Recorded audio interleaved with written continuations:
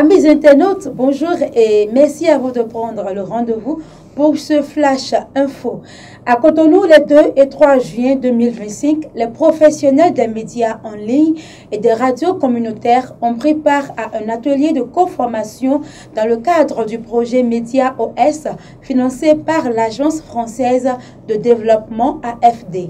L'initiative visait à identifier les besoins prioritaires pour un meilleur accompagnement des médias partenaires.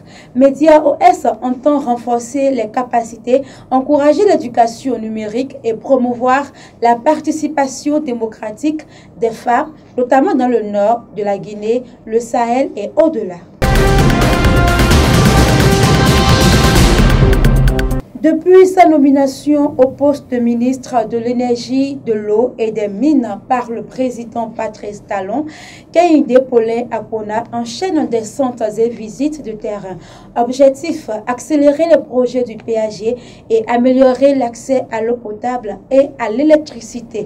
De Cotonou à Kondi, en passant par Porto Novo, le ministre multiplie les constats et donne des instructions fermes pour livrer les chantiers dans les délais. Ce dynamisme, salué par plus d'un, reflète l'engagement du ministre à incarner la vision du chef de l'État.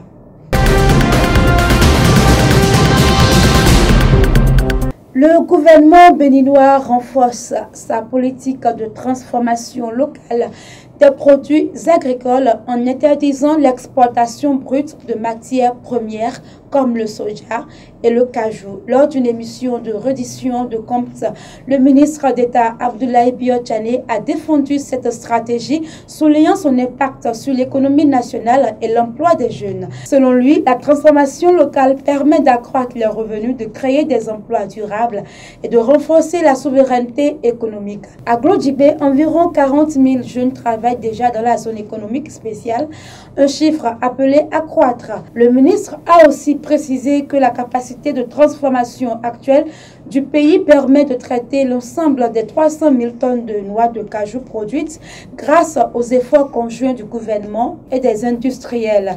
Une avancée majeure pour l'industrialisation du Bénin.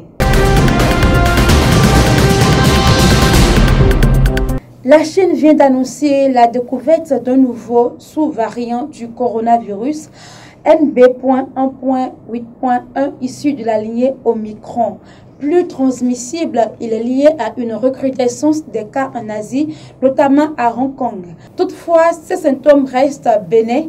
Tout fièvre, fatigue et aucun signal d'alerte mondiale n'a été émis pour l'instant. Au Bénin, la situation reste calme. Depuis 2020, le pays a fait preuve d'une résilience exemplaire face à la pandémie grâce à une coordination efficace entre les autorités, les partenaires techniques et les communautés. Aucune présence du variant NB.1.8.1 n'a été détectée à ce jour sur le territoire. Faut-il s'alarmer? Pas nécessairement, mais la vigilance s'impose. Le ministre de la Santé poursuit la surveillance épidémiologique et encourage à maintenir les gestes barrières de base. Lavage des mains, port du masque en cas de symptômes et consultation médicale rapide.